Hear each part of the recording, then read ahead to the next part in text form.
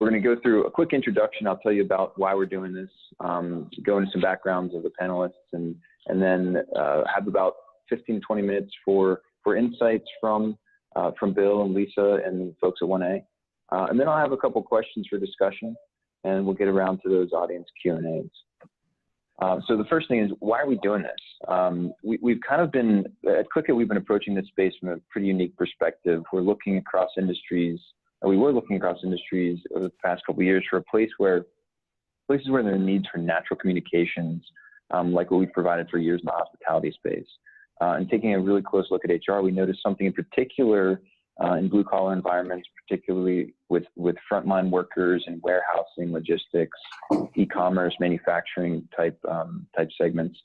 And we noticed that everybody is talking about this shift from talent being an operational requirement to a strategic asset. So we noticed that, and we go to these 3PL conferences and manufacturing conferences, and again, notice that a lot of the seminars and keynotes, no matter what the topic, always touch on the subject of employee retention. So based on the lens that we've looked through and some of the context we've made and insights we've gathered over the years, we thought we could provide some real value by bringing some folks together and creating this content. So here we are. And I am the person at Qlicket that's responsible for all things related to product and customers. So I'm talking to folks like Andy and Marie at 1A and making sure we deliver the features and functionality they're looking for. So that's just a little bit of background on me. But I'll go into the intros here for our esteemed panel. We have Lisa, who is the president of Lisa Harrington Group. And what they do is provide strategic research and consulting services in global supply chain strategy, operations, tech, analytics, and a lot of thought leadership. Lisa is also a senior research scholar at the Center for Public Policy at the University of Maryland, and a former faculty member at Maryland's Robert H. Smith School of Business. She writes extensively about global logistics and supply chain matters, and her articles and books are published around the world, and her clients have included and do include DHL, FedEx, U.S. Department of Defense, Caterpillar, Intel, Microsoft, BP, and the list goes on, Lockheed Martin, NASA, Honeywell. So that's Lisa. Bill is a human capital advisor for Harmon. It's an exclusive HR consulting firm serving clients in 15 countries. He's an accomplished executive, change agent, and he has an extensive knowledge of HR in a variety of industries, including publicly and privately held entities, union, non-union environments. And he applies innovative programming to help businesses achieve next level results. 1A Auto is the largest direct-to-consumer auto parts distributor in the U.S. Andy is the general manager at their 500,000 square foot distribution center in Olathe, and Marie is joining him. She's responsible for all things HR in that facility. So they have quite a bit of insight into the talent pool and retention and the things that they're doing there. So that's all the background. And at this point, I would like to turn it over to Lisa, who has some insights to share about the talent pool based on her years of experience analyzing the space. So without further ado, Lisa. All right. Well, thank you, John. It's a pleasure to be here, and welcome to all of you who are sitting in on this webinar. So pretty much everybody knows the book Good to Great by Jim Collins. And I wanted to start with this quote from him, and that was about leaders of great companies essentially get the right people on the bus and the wrong people off the bus. But for the most part, what that means, what they're talking about is the management level. They're not necessarily talking about the frontline workers. And in my kind of research and estimation, frontline workers have been largely underserved in research as to what makes them happy, how to retain them, and those kinds of issues. So these are the people that are critical to executing today's supply chain. If there were no people like this, there would be no Amazon, there would be no DHL, there would be no FedEx. So obviously, attracting and retaining, especially retaining these people, is essential. So next slide, John.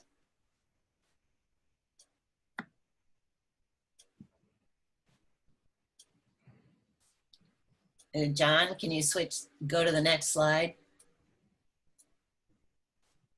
Okay, so I've spent pretty much the last year researching supply chain. There's literally a labor shortage. It's turned in almost to a crisis pretty much worldwide. So in this country, unemployment, as all of you probably know, is less than 4%.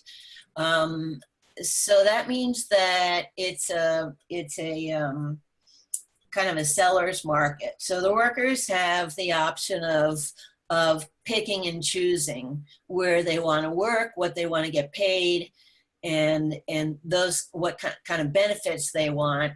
So all that means is that turnover is at an all-time high. And this is especially true on the front line, meaning the warehouse workers, so you have some statistics here. For example, warehouse workers making $11 to $15 an hour in the United States, they will, without any qualms, jump jobs for an additional $2 to $5 an hour, or if not more pay, they'll jump for health benefits or other benefits.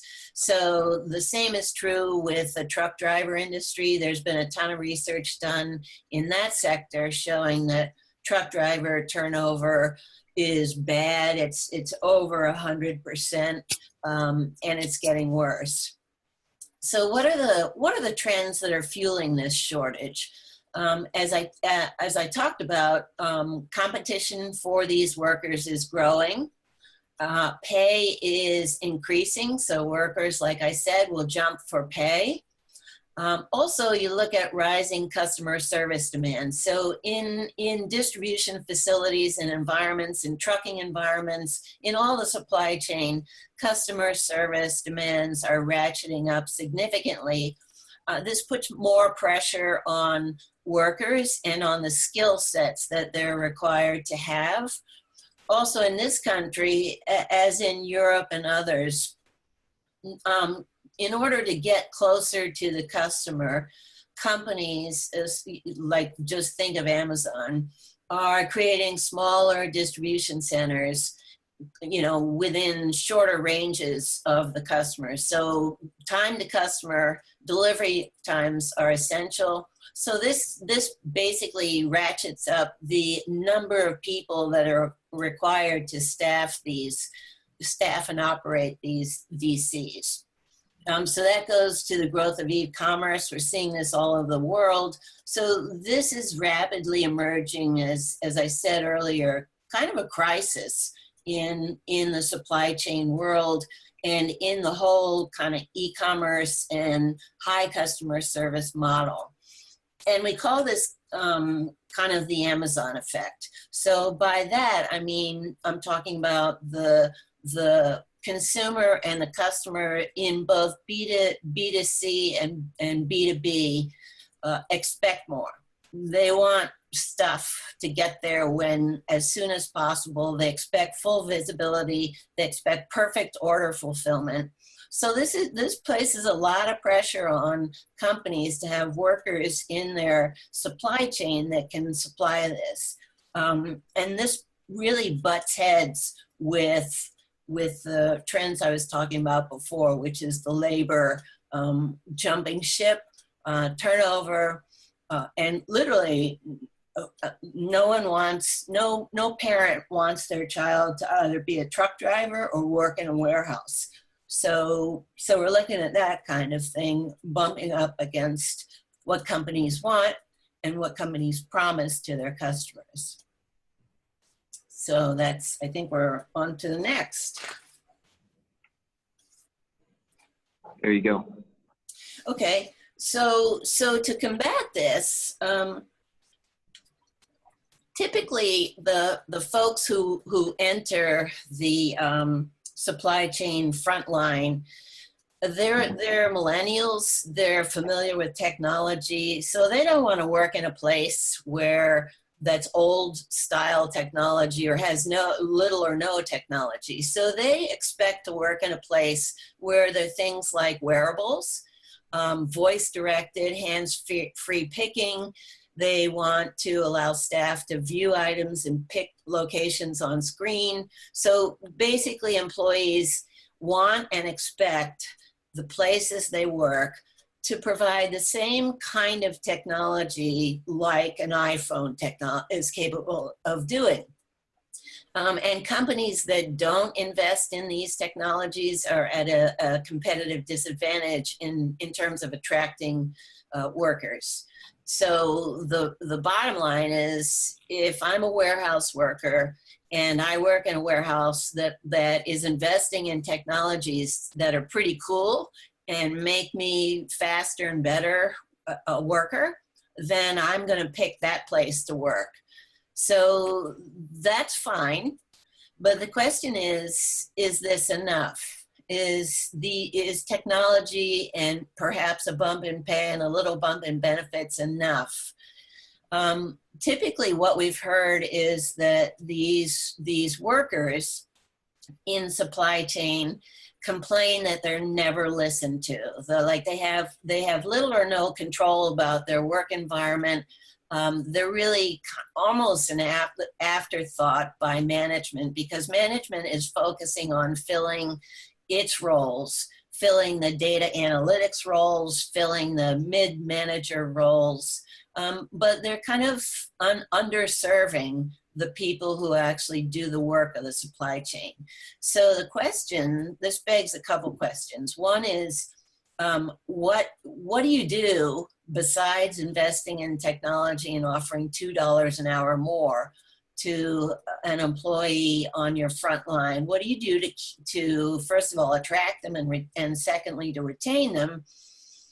And then how do you know if you're doing the right things? So a lot of companies survey their warehouse employees and their drivers and whatnot, but it's sort of, there's a great deal of latency in that surveying. So companies are kind of reacting by looking in the rearview mirror, and they're not really continually taking the pulse of their employees on their front line, people who do the work of the supply chain.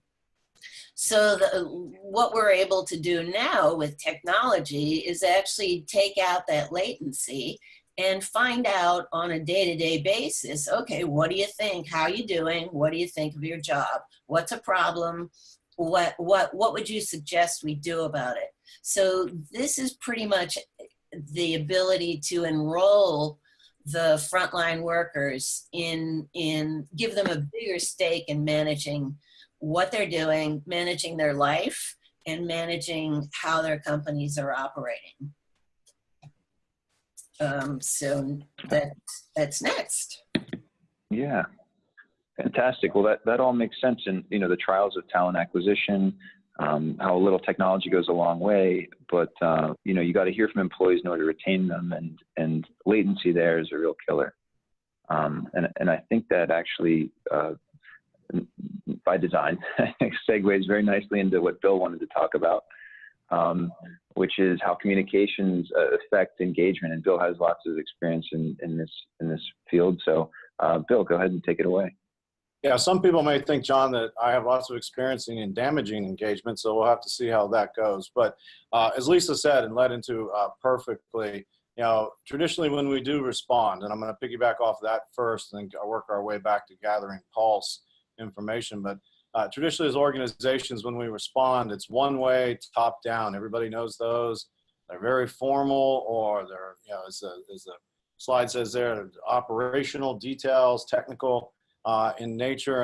And we take this approach of, if we just communicate more, we are engaging, and that's not necessarily a correlation.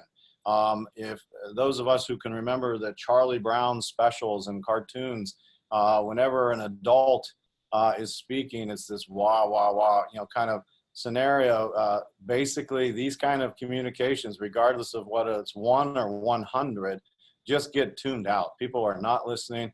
they're not absorbing, they're not taking action, it's not changing behavior, it is a waste of time. And I'm not saying don't communicate, but just think about, and we're going to talk a little bit about that in a second, as to how you're communicating and what. And if it's one way, direction only coming from the top, then you're missing a key component of communication, which we'll talk about in a second. Lisa said this earlier, surveys aren't timely. Latency associated with them is one thing. Hurry up and take the survey, we'll get back to you in 6 months. Hurry up and take the survey, we'll get back to you. It doesn't matter what the latency after that is. Individuals want to know that there's going to be a timely response associated with these things, and slow response or no response causes more damage than any, even bothering to take a survey. The other side of this, which has really become a trend, is that employees go into this what's called survey mode. Been there, done that, nothing's going to happen. I got to get it done. It becomes a checkbox item. They're putting a gun to my head. Whatever the reason is, they kind of go into this mode that just doesn't give you the real information, because you're not getting it in a real time, or you happen to get a snapshot that isn't necessarily a trend. And so, that kind of component of traditional surveys, particularly annual ones, anybody that's only doing an annual one, just don't even bother. It's not a good benchmark process. It doesn't help you with flow. Pulse surveys are better, more frequent, but what are you doing with it? How real time are you in getting the feedback and getting response back based on the information you're bringing in? And then, of course, the old telephone game is one example. Oral traditions, communications that have too many layers. Every layer in the communication process brings some type of bias, bring some type of spin or some type of filter. Things just basically get lost in translation. There are numerous examples throughout the corporate world of top executives being incredibly frustrated that their communications are being filtered by their reports, then filtered by their reports. When you combine this one-way communication, directional communication with, and that's fine, you can go ahead, with the layers, all right, you're not able to really tell if the actual message you had as the end result made any sense to the people that was your target communication group. So back to what I said, if you want to check on this, there's some basic questions you can ask. It's not a test. I can feel that way, but how many barriers or those filters exist between the very top individual communicating, whether that's at the plant leadership level or at a corporate leadership level or whatever leadership level, to the target audience? Because you can guarantee that there are barriers and filters based on biases and experiences that could be muddying up the communication you're trying to get. Are your flows of information bidirectional, as it says here? Are you getting feedback? Is that not just bounce back, but are you actually getting live, interactive, bidirectional feedback? If it's one way only and top down, all right, welcome to last century. This century requires a completely different engagement with employees of all levels. And finding the technology, as Lisa alluded to, in other ways to create an environment. This is the new communication environment in the workplace. One of the things that becomes a real trap in this area is when changes in the workplace are happening, all right, are they originating from the top only, or are there things grassroots in nature? Are there things building up? Are ideas, and not really just even the idea of just implementing, but are ideas coming from those closest to the work? And if the answer is no, find out why. Understand why. You might also understand why you're having some turnover at levels that are detrimental to your organization. Those closest to the work have great ideas, can help make that work more effective if someone is just simply willing to reach out and actually do something about it and listen to what they have to say. Most of our communications, we mentioned this before, they can get focused on process. They can be kind of informational in nature, technical, maybe even some visioneering, but generally they're not using the language of the floor or the line worker, whatever you want. They're using a very formal, in many cases very vetted series of language, and some of the best work environments that are experiencing good interaction are basically being a little less formal in their communication, a little less hesitant to make sure they're going to say, the wrong thing, in a less form. So try to, humanize is what we'll sometimes say, that communication. You can go now, John. Thanks, man. One of the worst nightmares that any leader, HR person, mid-level leader, top leader, anything is the world is when you send your CEO on what's affectionately being called apology tours. And I've just listed, 5 that you can pick out of Wall Street Journal or, do a Google search on really quick, where CEOs have had to go out and apologize for things that, frankly, if they had more real-time feedback from their employee base at all levels, they probably would have made much better decisions. They not necessarily allow the decisions to be made in a group set. That's not what we're talking about here. We're not talking about, consensus or any of those kind of elements. We're talking about getting more input to make better decisions. And these are simply examples of decisions or being caught at, asleep at the switch, playing the I don't know card, putting a CEO in a position that they're either an idiot or a criminal, all right, is not in anybody's, particularly the CEO's, best interest or any of those that put them in that position. There are, mega organizations, and I love all these groups. I have a Qlicket, I drive a Ford, I bank at Wells Fargo, and I've, had stuff. These are all great, great companies that, I'm not trying to throw them under the bus, but unfortunately spend a little too much time on Wall Street Journal and across all kinds of media platforms with their CEO having to put out apologies to their workforce, to their customer base, and to investors, depending upon the type of, and have taken financial hits. Every one of these could have been offset if they'd simply had communication at lower levels, less filters, bi-directional, and would have had more input into decisions versus, in some cases, knee-jerk decisions that were made, and in other cases, long-running, issues that could have been cut off a lot sooner had that communication stream's been established. So those are kind of the primary pieces there, John. So back to you. Great. Yeah, great. Thanks, Bill. And so it sounds like, you've seen in your experience in the HR space, too many folks taking too formal an approach, not having enough bidirectional communications, which is ultimately, not knowing the workforce and not speaking their language, and also just not knowing what decision to make because you're out of touch to some degree. I think actually I wanted to get some comments from Andy and Marie if they have any. I know Andy's somebody who I've seen him walking on the floor at his facility. He knows everybody's name, which is one of the most impressive things I've seen. But he's somebody who's in touch with the workforce. And Andy, I wanted to see if you had anything to comment on when it comes to either the acquisition or retention of talent, or some of the things that Bill talked about in terms of communications and how to, I guess, retain through better communications. Yeah, for sure. I mean, I think obviously the labor market's tight, specifically in our space, right? Like the distribution and fulfillment space. The talent pool is what it is, and we can do a lot of cool things here as far as benefits and a work environment that's relatively casual and et cetera, et cetera. But when it comes down to it, it's just a matter of knowing your people. And I guess it's easier for me to learn people's names than it is for the normal person, I guess, but that's not my expectation for everybody. But knowing what makes people tick on a personal level, and understanding why they come to work every day, above and beyond the paycheck, is really where I think a lot of the benefit as far as engagement goes. And I think, engagement's a buzzword, and I think it gets used sometimes not in the right ways, but just kind of understanding on a basal level what makes each individual person tick is really the key for us, for sure. We were probably, you look 3 or 4 months ago, we were towards the bottom of the pay scale here for our hourly wage. So we did a little bit of a bump in base rate.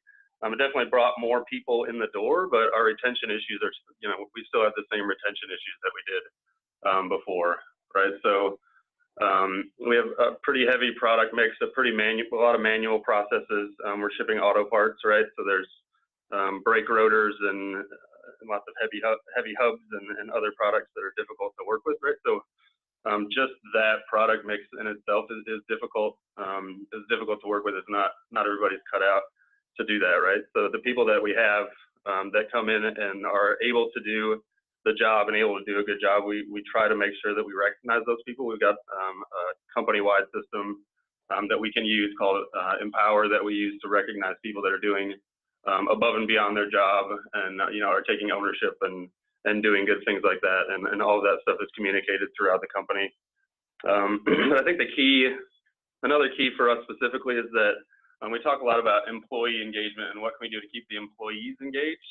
That's all well and good, but I think it's almost worthless if you don't talk about keeping your managers engaged and keeping like your supervisors and leads engaged too, right? So if they don't have the buy-in in what you're trying to do and they're not 100% on board with that stuff, trying to keep your employees engaged is almost a fruitless effort. So I think it has to start with the managers and your frontline supervisors and those people that are interacting with the people on a daily basis and on an hourly basis, and keeping them bought in as well, right? So all of our managers, none of them have offices. They all have desks out on the floor. They spend their 10-hour shifts out on the floor, working from a computer at a desk right alongside the people that are, picking and packing and shipping orders. So they have a pretty good feel for what's going on with each and every one of their employees, and they all know everybody's names just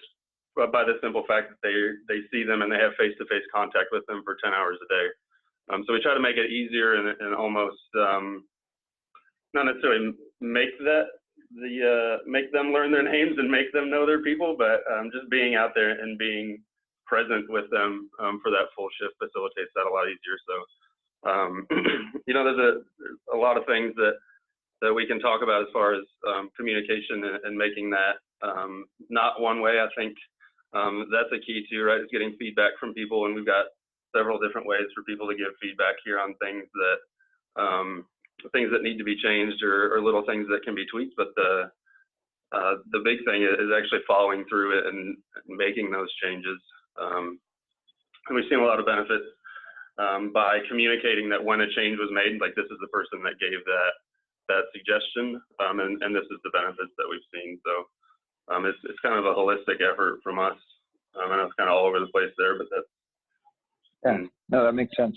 I think what you hit on there was a lot about keeping people engaged and getting buy-in, which is a big deal. Not just telling people what's happening. And I think that plays, exactly into what Bill was saying, and also, at least in terms of giving people the tools and resources they need to feel like they're connected and like they're, like they're part of the team and not just kind of being told what's going on, but asking for some feedback. And what would help them, give them the tools they need to do their jobs more effectively. At every level, not just managers, not just people on the floor, but both ends. So, very cool. So with that, I'll just, unless anybody has any questions or would like to add to some of the things that are said there, I'll just go ahead and jump into some of the topics or a couple of questions I had to keep things going. We're perfectly on time right now, I think. So the first question I have is for Lisa, and the question is, how long will this crunch go on for? You mentioned all the reasons behind it, behind the labor shortage and what's going on there, but there are certainly political considerations to think about. There's the concept of automation. How are those going to come into play, and what do you think it'll do to the current state of affairs? Well, I personally think the crunch I don't see an end in sight, and I see it continuing to get worse. So especially in developed markets like the US and the EU, where these jobs are not supremely attractive, and they're very sophisticated people in those markets, so they're not really going to go for these jobs. And in this country, you know, that's going to be exacerbated by the current political situation with regard to immigrants. The same goes for Europe. So getting people legal is a problem. And so I think basically this is a problem that's going to continue to live on and probably get worse before it gets better. In Asia, for example, supply chain jobs are not really seen as, first of all, not many people know what a supply chain is. No one goes to school for it. They don't, high schools don't teach, don't ever mention it. So it's really almost an invisible industry. So I think the bottom line is this is something that companies all over the world will have to face for the foreseeable future, and it's likely to get worse before it'll get better. Interesting. It's very interesting. I mean, there is the idea that you know, I've heard that even if automation comes along and you know, just the fact that you have e-commerce growing so much at such a rate, it's just not going to change. And even if we shift, things continue to move in that direction due to supply chain growth. Automation isn't going to you know, take away the human element of what needs to happen in these spaces. No, I would agree totally. In fact, I did a recent survey on supply chain digitalization, and in the physical supply chain, robotics is probably the hottest area for distribution centers, for example. But the robots don't take over. They don't replace humans. They work with humans. And I would imagine in Andy's situation where you have product that is big or heavy or cumbersome or whatnot, they're just products that don't lend themselves in a lot of cases to any kind of automation. So humans will always be needed, even if they work hand in hand with robots. There's still that element that I don't think will go away. Yeah, that makes sense. And as far as you know, that's in kind of warehouses and such. What about, Bill? I wanted to ask you. You have experience with maybe manufacturing settings or understanding kind of what might be happening when it comes to either union or non-union environments. Do you think that, what would your take be on automation and the labor crunch in those kind of settings, manufacturing in particular? Well, automation, you know, people, you can't pick up any publication or read anything online that doesn't talk about AI and its potential future as it comes along.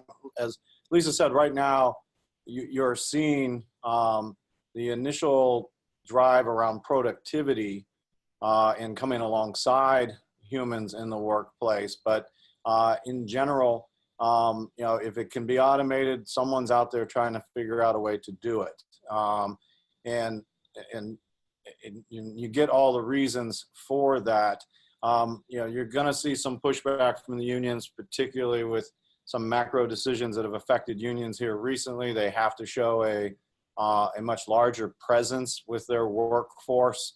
You know, recent Supreme Court rulings, et cetera. I won't go into those, of course, but they're going to want to show their engagement. They're going to be getting, and already are beginning, to get more feedback, more communication from the workforce. And you know, and if you're battling for the hearts and minds of your workforce in a union environment, or if you're in a union avoidance program, you are literally need to make sure you're communicating with and as effectively as the union is. And so we're seeing those kind of wars coming up already between companies and their union workforce and the unions representing them to get information directly. For the most part, some technologies that are getting direct flow information from line individuals, I keep using that phrase, becomes one of the greatest union avoidance tools, becomes one of the biggest union issues they're starting to have with companies, because it used to be the union speaking only on their behalf, and here you are with an opportunity to get information directly from individuals with today's technology. So I don't know if that helped a little bit, but these ongoing wars on how technology is being used in union and non-union environments to get more communication, it will be the best, the phrase was best man wins, but the best organization wins, and it will attract the best talent. We'll get into Glassdoor in another segment later, but how your company's being reviewed, similar to restaurants, is also a critical issue that's coming up. Okay, yeah. Sounds, no, that makes a lot of sense. So good. The next question I wanted to ask is about attraction versus retention of talent. So there's, I mentioned earlier, there's this shift from talent being just kind of a requirement to being an asset. And a lot of, everybody knows about recruiting and trying to get people in the door. A lot of times that comes down to the dollars you can offer and some other things. But, there's certainly talent management programs in place, employee engagement programs. These have been very popular in the white collar space for the last, 5 to 10 years. But what about in the blue collar space? I mean, what kind of levers can you pull in order to keep people in place? And Andy alluded to the fact that it's not just about, raising wages, and it's not necessarily just about any one thing in particular. So how do you retain talent, aside from just listening? Like what are some of the most popular things you've seen? I'll kind of, I'll turn this one over to Lisa and just get everybody's take real quick on it. So attraction is not really the problem. Retention is the problem. So people, especially millennial generations, don't really stay in one place for a long time, and they're used to that. It's how, think of them having sort of like a texting mentality, and they take that same mentality to their jobs, and this is really worldwide. So companies can attract talent, but they may only stay for a month or two until they find a better offer or just jump ship. So retention strategies become essential, and that's where I think most companies fall short. And Bill talked about that, but I think retention has to be completely rethought, especially for the retention on the managerial level is well into that process, but retention on the frontline level is not, because it's been sort of the underserved, overlooked. It's like, okay, churn is a fact of life. But in this environment with a constrained workforce pool, churn, you can't afford that much churn anymore, especially given the trends in e-commerce and whatnot. So I think that news companies are trying to develop new strategies, and what Bill said is two-way communication, using technology to kind of absorb input from the workers and act on it. So the more proactive a company can be in that give and take between workers, as well as providing a great workspace and benefits and whatnot, I think that goes to upping the odds of you doing a better job on retention. Cool. Yeah, I think I just want to hit on one thing there. You said that companies are saying we just can't afford that much churn anymore. And I wanted to get your take, Andy, quickly on kind of if that's something that you've seen.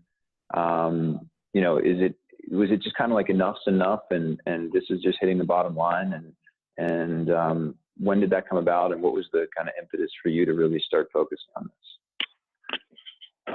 Yeah, I mean, it's always been an issue for us, and something that's been in the forefront of our thinking, right? Like even when I was working in my previous gig at Amazon, like it was front front and center there as well.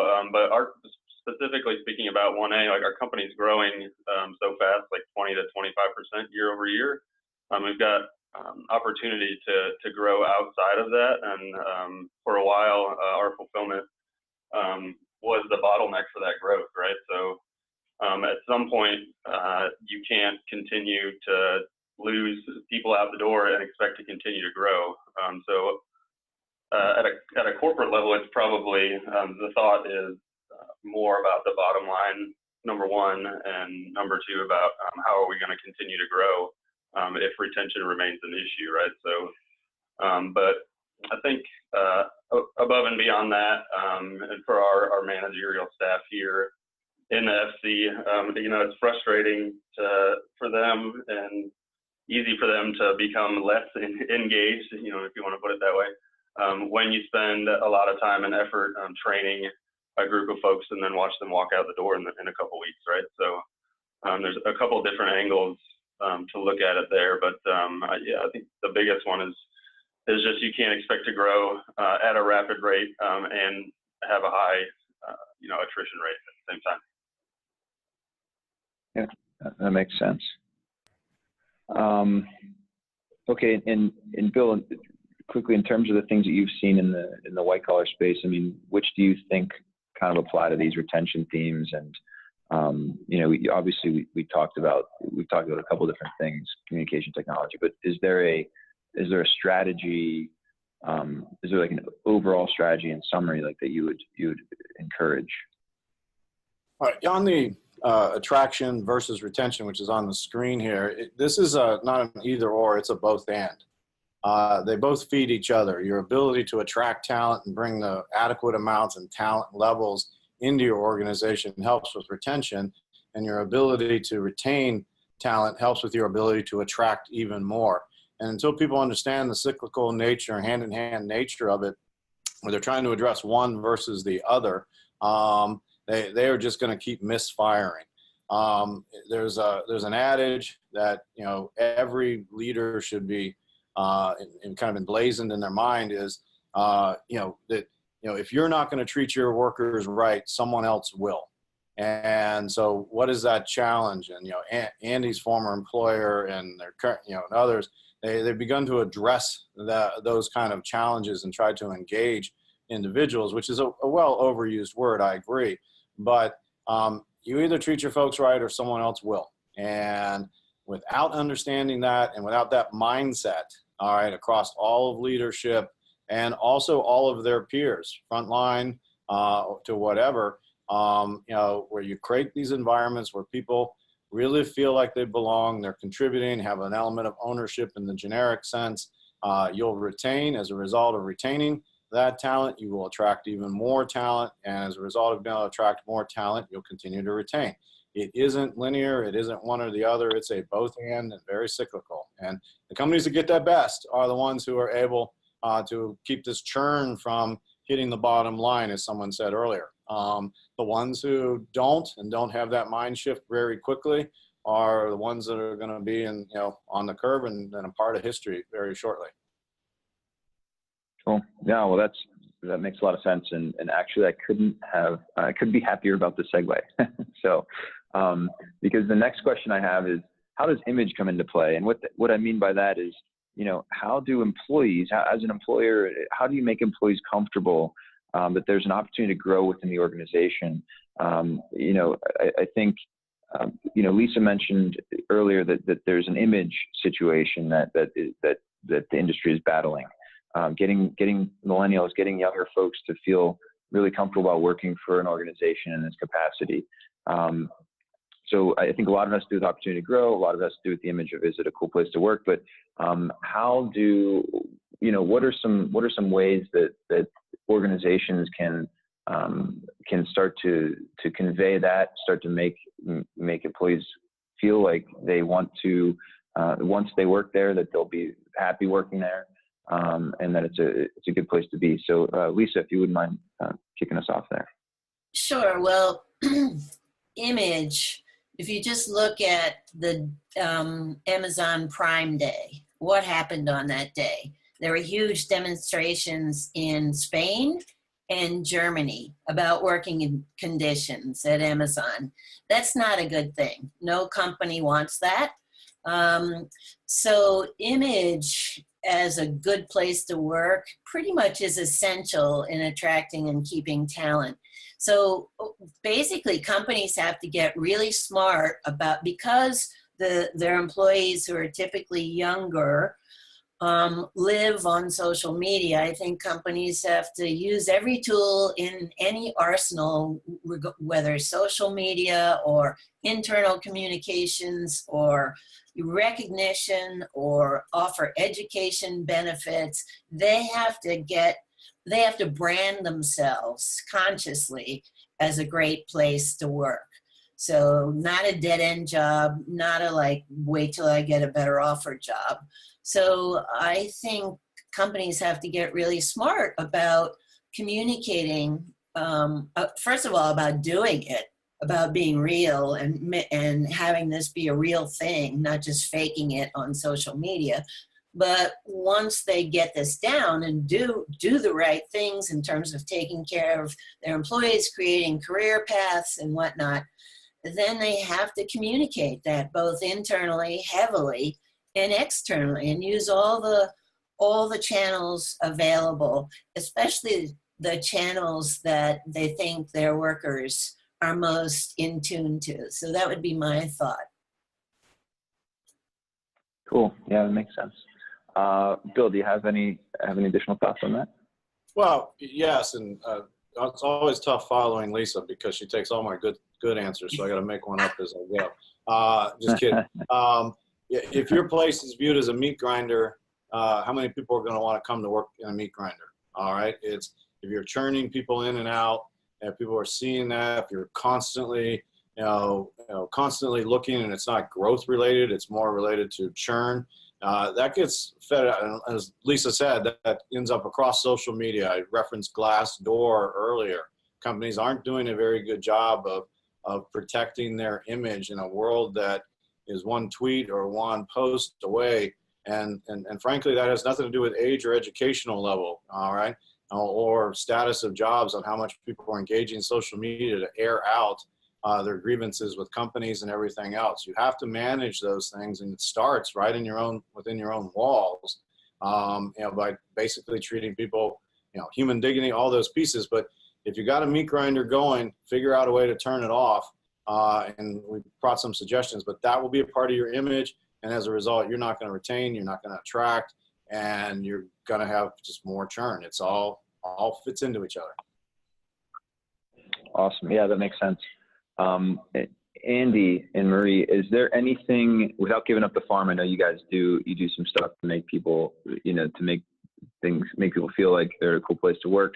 So without giving up the farm, is there anything that you would recommend? You said that just making, raising wages doesn't always help people feel better. So what other things do you do?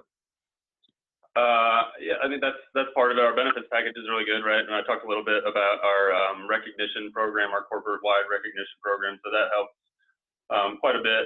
But we always, when we're looking to fill a position here, we always look to promote from within first. And we advertise that really heavily. And when we do promote from within, we'll announce that in multiple different channels throughout the facility and corporate-wide as well. So I think part of the image is giving people not just a job for today, but a path to, where does that lead 3 to 5 years down the road? And we're definitely not opposed to giving people opportunities to try different things, right? So our IT guy here started out loading trucks, and then we paid for some schooling for him and some training, and he worked his way up to, an IT support tech, and is doing kind of what makes him happy now. So I think it's, advertising those opportunities and then actually following through on that stuff too, right? Like you can talk about tuition and reimbursement and, we provide internal promotions and stuff like that. But if people aren't seeing that and they don't know that, Kyle, our outbound manager, started out, loading trucks as well, then that doesn't do a lot of good, Yeah, that makes sense.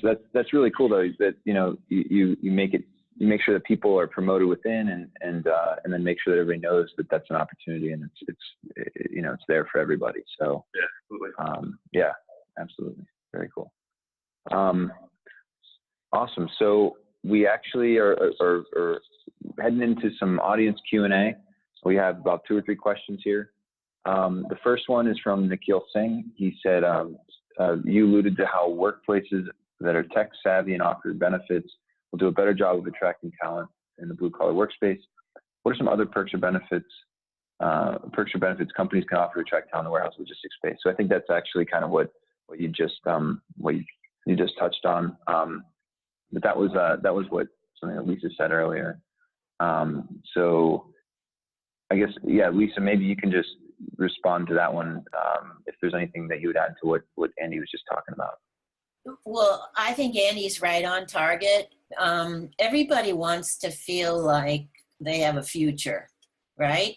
So if you start as a pick packer, you want to know, or I would, that I can move up to the next level and the next level. And so having good career pathing that is tailored to each individual, so that it's not just sort of a rote thing, that if you didn't make it on this level, you don't get to advance to the next level. So I think career pathing and that makes people feel valued. That makes them think they have a future with the company. And I think that's essential.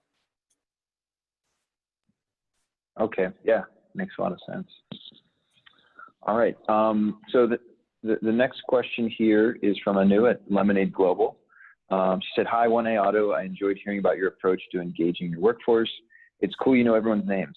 How big is your workforce? And how many of you at the management or more senior level focus on retention strategies? All told, in our facility here, we have like 270 folks. I'm sorry, repeat the second part of the question. So the second part was, how many of you at the management or more senior level focus on retention strategies? Yeah, I would say that's across the board, right? So our headquarters are in Littleton, Massachusetts, Westford, Massachusetts, right around a little bit west of Boston. So we've got a little facility there, but we've rolled out corporate-wide in our FCs attendance bonuses and some other bonuses for folks when they roll over from temps to full-time employees. So we didn't necessarily talk about this during when I was talking, but all of our labor that comes in as our hourly labor comes in through temp agencies. So that's a challenge for us too, even though we have a really good benefits package, and we can give our full-time employees a lot of cool incentives as far as like safety bonuses and attendance bonuses and all of that stuff. Like, we can't offer that stuff to the temps. So the struggle is, how do you, what can you give those temp employees to keep them engaged and retain those folks? That's the real challenge that we've been struggling with. So a lot of that is more of the job atmosphere and just the general engagement stuff that we talked about. But it's front and center on everybody's plate. We talked a little bit before about how the FC and the fulfillment operations were a bottleneck to growth in the past. So that definitely puts the retention issue on the plate for everybody corporate wide. So we've had a lot of really good input and a lot of good collaboration with our HR director at corporate and our VP of fulfillment, et cetera, across the board, right? Even our the president of the company, Mike Green, comes down to Kansas probably once a month or every other month and meets with our more seasoned employees that have been here for a while, and with the intention of, in the next year to 2 years, getting through everybody that's here at the FC and just having lunch with them and kind of giving them some feedback, some background on the company, and just some feedback on how things are going on a high level for the business and kind of what the 2 to 5 and 10-year plans are for the business, so that people kind of have a little bit of a vision of where the company is going and kind of how their job fits into that and what the opportunities will be as we continue to grow. So yeah, definitely it's a priority for everybody in the business, I would say. Great. Yeah. That's good that everybody's focused on it. I think that obviously really helps in anytime you're trying to employ a strategy. So just a couple more questions, and we only have a few minutes here. So one is, this is from Prashant Abi. This is for Lisa.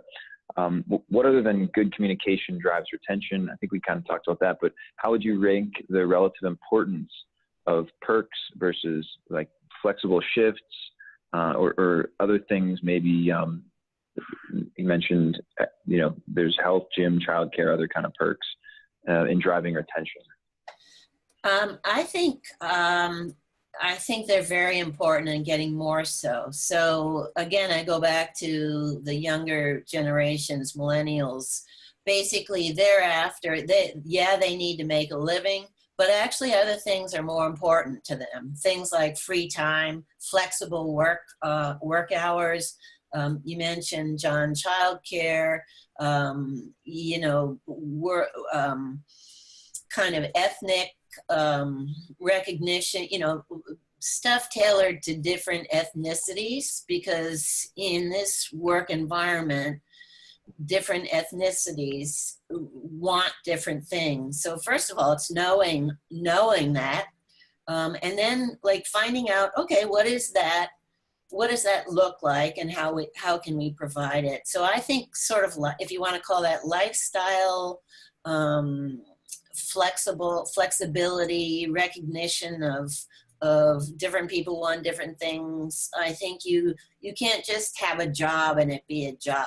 You have to, it has to be, instead of a black and white answer, it has to be completely multicolored. Very, very cool. Yeah. And actually, I'm glad you said that. On our platform, we actually, in all of our communications or whenever we ask questions, we have a toggle for other languages. So, there are obviously a lot of Hispanic speaking folks in some of these facilities. So we make sure that they're included and can also, read the questions and read the announcements by toggling to their language. So great. The only other question we had here was, will the slides be available? And the answer is yes, they will. The slides and the presentation will be available online as soon as we conclude here. And with that, just wanted to say thank you so much to everybody on the panel, Bill, Lisa, Andy, Marie. It's been amazing. I know, thank you so much for taking the time out of your day and making this happen. Thank you to everybody who joined. I hope this was really useful, and I hope that you'll join next time whenever we have, we bring up our next webinar. And, if you have any other questions, please feel free to reach out, and I would be more than happy to answer or to connect you with any of the fine folks on the panel to answer any questions. All right, so thanks so much, everybody. Thank you. And have a good rest of your week. Thanks, John. Great. Thanks, everybody. Yep.